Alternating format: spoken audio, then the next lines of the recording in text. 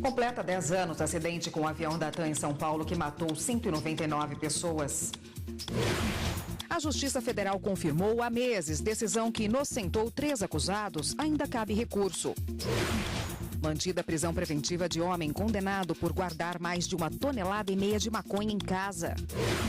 E em que casos cabe recurso em multas de trânsito? Essas e outras notícias agora no Jornal da Justiça.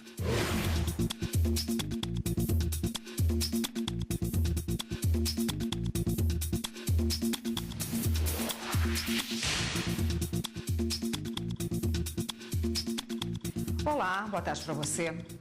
Há 10 anos, o acidente com o avião da TAM deixou 199 mortos. O acidente em uma área próxima ao aeroporto de Congonhas, em São Paulo, provocou mudanças no setor aéreo brasileiro.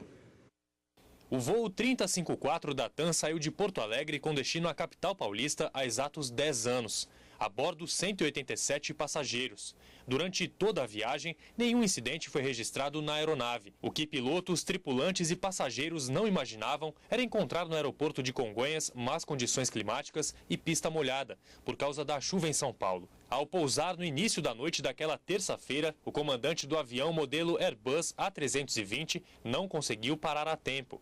Acabou atravessando toda a pista, passou por cima de uma avenida ao lado do aeroporto e bateu em um prédio, que ficou completamente destruído. 12 pessoas que estavam no local e os 187 passageiros morreram. A investigação sobre a tragédia foi feita pela Polícia Federal e pelo Centro de Investigação e Prevenção de Acidentes Aeronáuticos. A PF concluiu que não houve culpados. Já o CENIPA entendeu que houve erro de comando por parte dos pilotos na hora de reduzir a potência do avião para o pouso.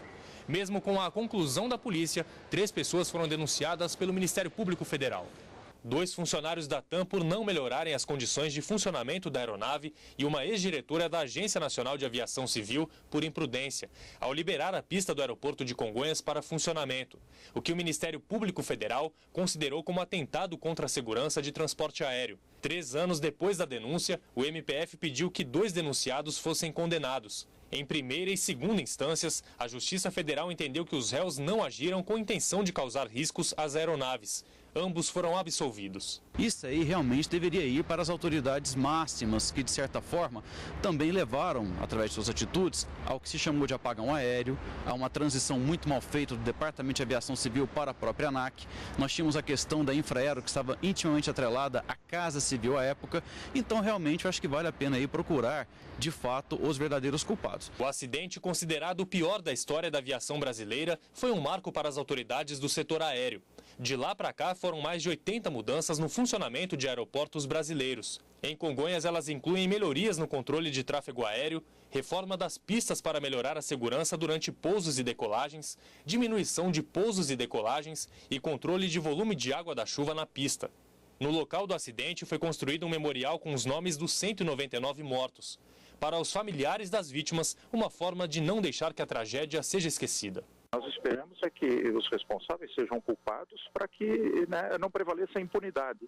As pessoas têm que saber que elas são responsáveis pelos seus atos.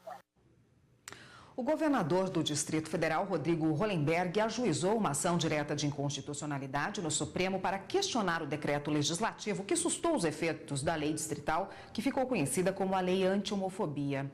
A repórter Evne Araújo, ao vivo, tem as informações para a gente. Boa tarde, Evne. Oi, Érica. Boa tarde. O governo do Distrito Federal pede a concessão de uma liminar que suspende os efeitos desse decreto legislativo e, no mérito, que essa norma seja considerada inconstitucional. No mês passado, os deputados distritais derrubaram a regulamentação da Lei Anti-Homofobia, que, entre outras medidas, prevê o pagamento de multa em caso de intolerância por orientação sexual. Na ação, o governador Rodrigo Hollenberg sustenta que é um ato ilegal da Câmara Legislativa invadir uma área jurídica restrita ao Poder Executivo. Érica. Obrigada, Evne. Troca de experiências entre o Brasil e os Estados Unidos no combate à corrupção. Esse é o motivo de uma viagem do Procurador-Geral da República, Rodrigo Janot, para uma série de palestras fora do país. O uso da delação premiada como instrumento de investigação está entre os temas escolhidos. Rodrigo Janot está em missão oficial nos Estados Unidos. A viagem do chefe do Ministério Público Federal tem um propósito: contar a experiência brasileira no combate à corrupção. Na agenda de Janot, visitas ao Departamento de Estado e de Justiça americanos. Lá, o Procurador-Geral da República vai explicar como os acordos de colaboração premiada têm ajudado em investigações por aqui, principalmente em crimes do colarinho branco. Rodrigo Janot também foi convidado a dar palestras em Washington. Vai abordar temas como o enfrentamento ao crime e a atuação da PGR no Brasil. Rodrigo Janot vai relatar o contexto brasileiro na atual crise, a cooperação global e a luta contra a corrupção na América Latina. O procurador ainda fará uma visita à Suprema Corte dos Estados Unidos. Um homem condenado por guardar mais de 1 tonelada de maconha em casa vai continuar preso. A decisão é da presidente do STJ, a ministra Laurita Vaz. O homem, condenado a 6 anos de prisão por manter em depósito 1,5 toneladas de maconha, entrou no STJ com um pedido de habeas corpus. O Tribunal de Justiça de Mato Grosso do Sul já havia recusado o pedido, por entender que não há ilegalidade na prisão e que a mudança de regime prisional ainda precisa ser julgada no órgão. A ministra Laurita Vaz decidiu manter a decisão, pois um eventual pronunciamento do STJ sobre o caso pode configurar em supressão de instância. Isso significa que a matéria precisa ser analisada primeiro pela instância inferior. A magistrada também não reconheceu nenhuma ilegalidade no decreto prisional, uma vez que a variedade, quantidade de porções, a natureza e o poder de dano das drogas encontradas em poder do réu, bem como a forma como foram guardadas, são circunstâncias que revelam maior envolvimento com o narcotráfico. Essa advogada explica por que, nesse caso, a prisão preventiva deve ser mantida. A lei fala que, em casos da pessoa ter uma periculosidade de continuar praticando o crime, se ela ficar em liberdade, tá? Ou então ela vir a apresentar um risco para o não cumprimento da pena em caso dela ser condenada, a prisão preventiva ela tem fortes requisitos para ser mantida, porque se deixá-la em liberdade, ela pode continuar com o tráfico, que é isso que quer se impedir, não é? Ou então ela simplesmente pode se evadir do local, ficar em lugar incerto e não sabido. Como é que vai conduzi-la para que ela cumpra a pena quando finalmente transitar em julgado a decisão? E você vai ver no próximo bloco do Jornal da Justiça. Em que casos cabe recurso em multas de trânsito? Saiba no próximo bloco, a gente volta já já.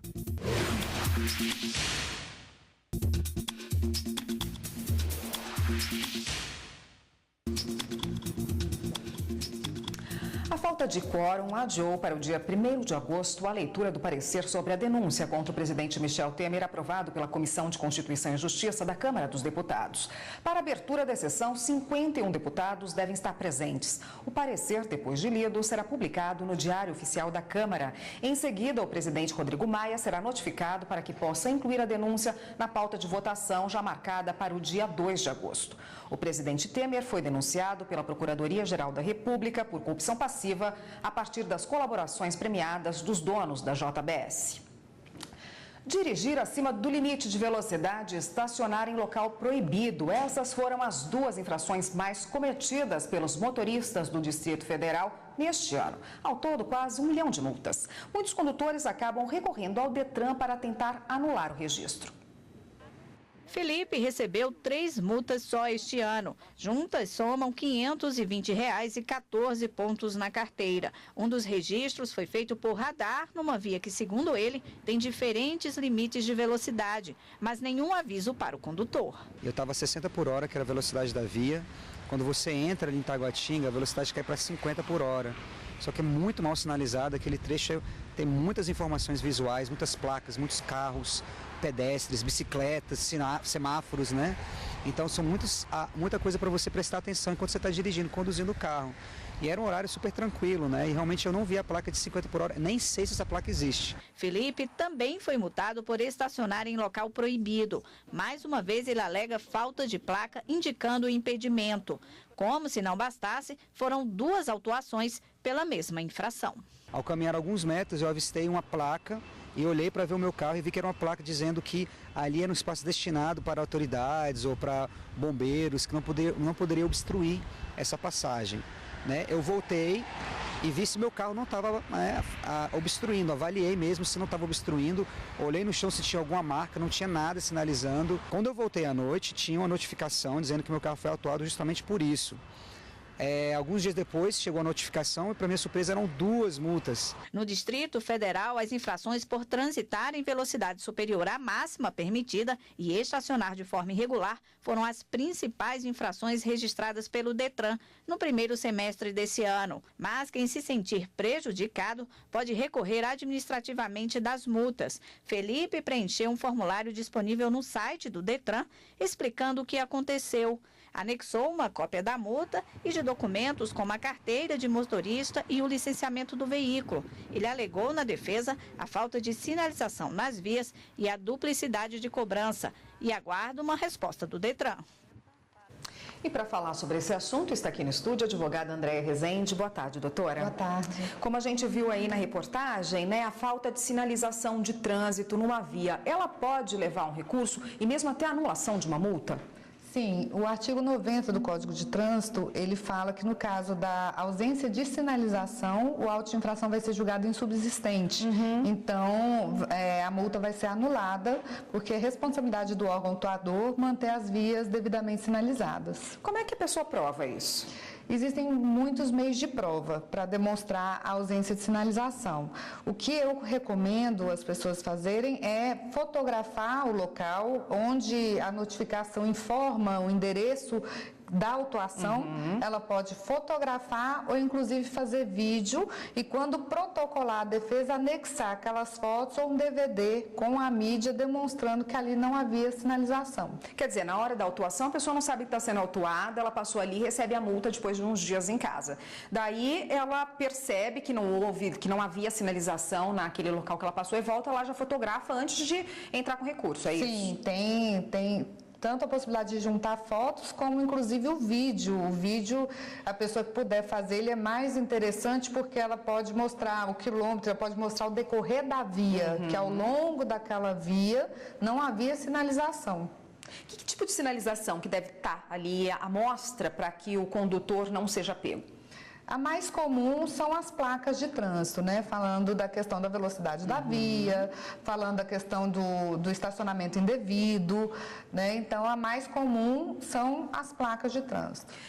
Tirando aí a falta, saindo da falta de sinalização para o excesso de informação nas ruas. Muitas vezes, junto às placas de trânsito, tem faixa de venda de apartamento, odó, outras sinalizações ali que não deveriam estar naquele local. Isso também pode interferir na visão do condutor e levar a um recurso? Com certeza, faixas, outdoors e outras banners que tiverem no local pode atrapalhar a visão do condutor, que está dirigindo. Agora, se o motorista foi autuado e havia uma faixa, tampando essa sinalização, ele também pode informar na sua defesa que havia essa obstrução da informação da placa de trânsito, só que ele deve provar. Basta informar, não adianta. O órgão de trânsito não vai anular aquela multa. Ele também tem que fotografar o local e mostrar que ele não obedeceu às regras de trânsito da via, tendo em vista faixas ou outras formas de bloqueio da visual, da sinalização. Em se tratando de autuação, é diferente a autuação e possibilidade de recurso também? É diferente a autuação feita por um agente de trânsito ali na hora, dele ser flagrado por um radar eletrônico, por exemplo, de uma foto? Se o agente estiver lá presente na hora da autuação, é mais difícil o recurso, por exemplo? Não é difícil. As autuações são diferentes porque pelo radar a autuação é eletrônica. Então, fica constatado pelo próprio sistema, o Pardal, a prova do fato, que seria a imagem da infração, como data, hora. Já com relação ao agente de trânsito, o auto de infração dele é feito à mão, e também fica constatada a prova, tendo em vista que aquele agente possui fé pública, mas são autuações diferentes, uma é eletrônica e a outra é física. Certo? não existe essa questão de ser mais difícil a do agente de trânsito, porque às vezes, como é possível no momento do preenchimento haver algum erro no preenchimento do campo do auto-infração. Acaba sendo mais difícil quando é um auto-infração eletrônico, porque os campos obrigatórios para preenchimento ele já vem preenchido pelo sistema, né? Mas, de qualquer forma, o agente de trânsito tem fé pública, da mesma forma o que ele fala prevalece, a não ser que o condutor consiga comprovar o contrário. Tá ótimo, doutora. A gente continua nesse assunto, ainda tem muitas dúvidas. Certo. No próximo bloco, só um minutinho, por favor. E você vai ver no próximo bloco do Jornal da Justiça. TST decide que declaração de abusividade de greve de vigilantes não autoriza demissão em massa. A gente volta já já.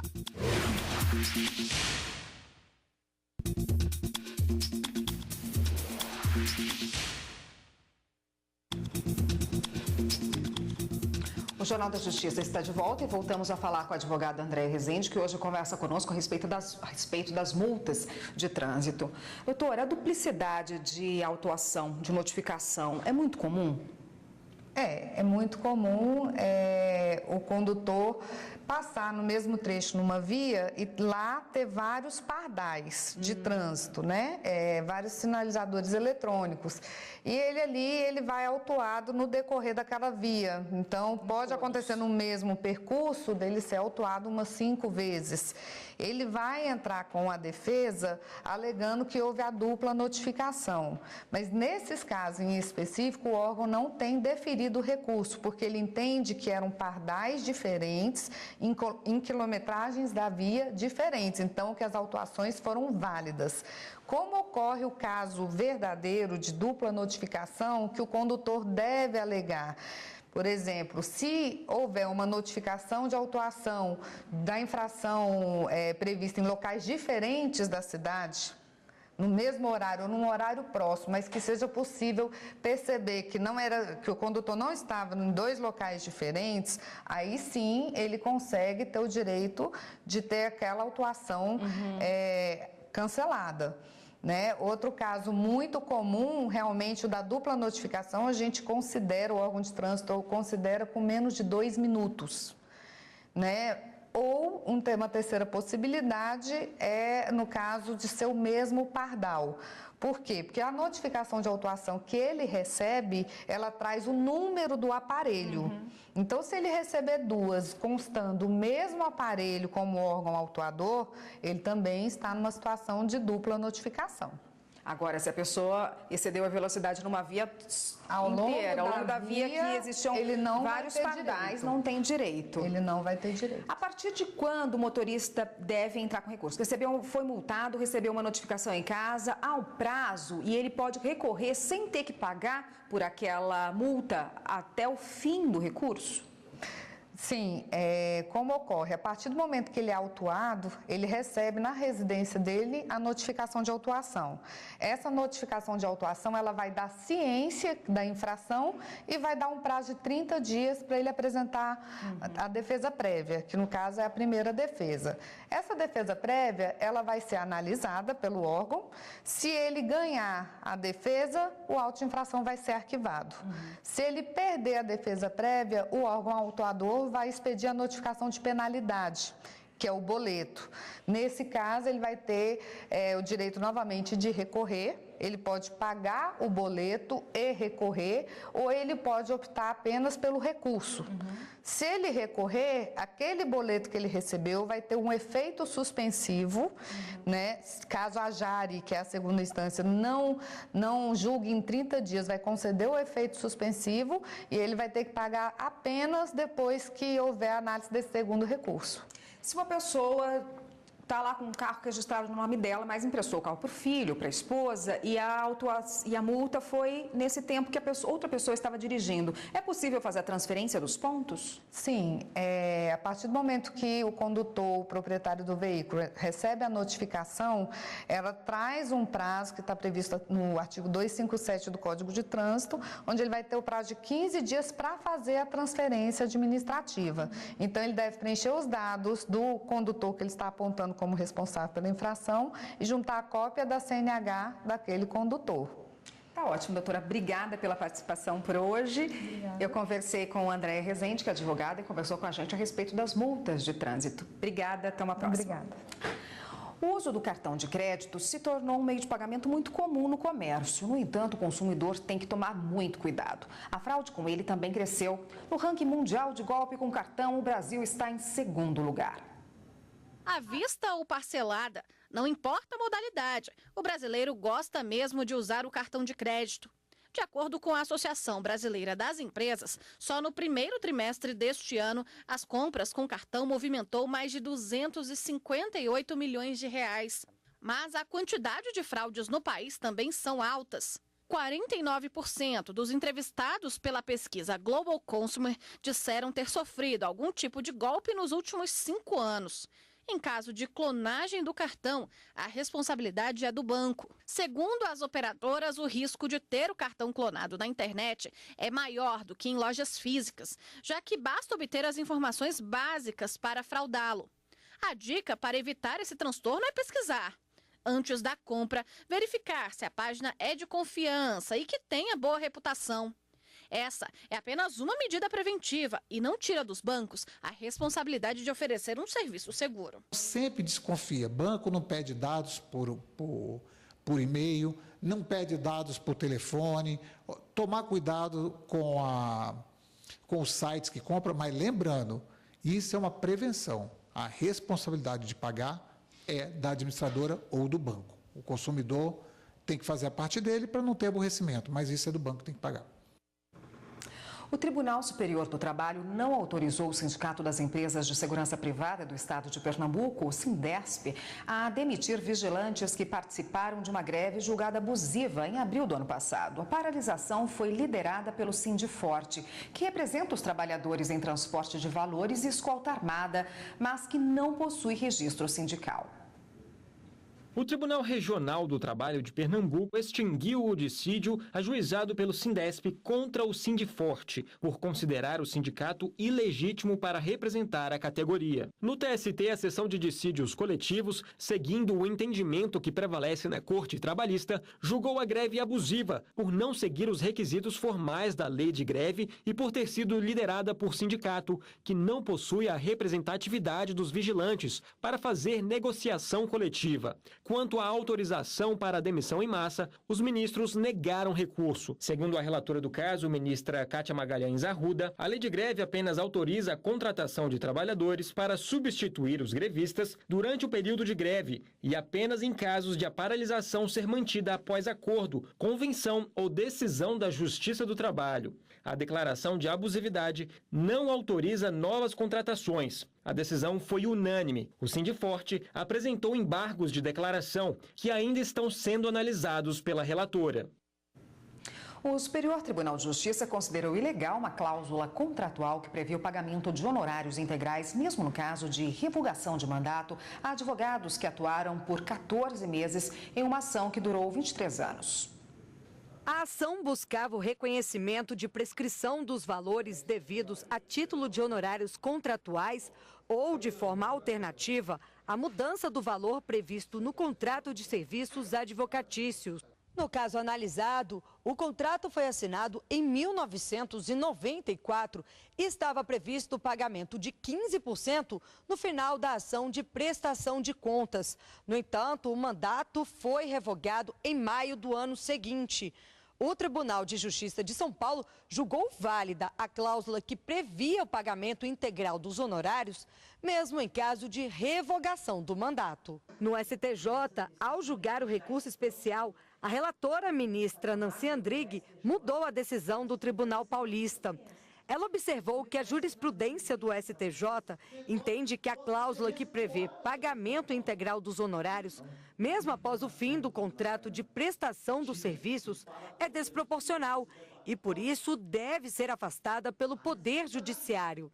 Com esse entendimento, a magistrada definiu que deve ser pago o valor equivalente a 2% sobre o montante.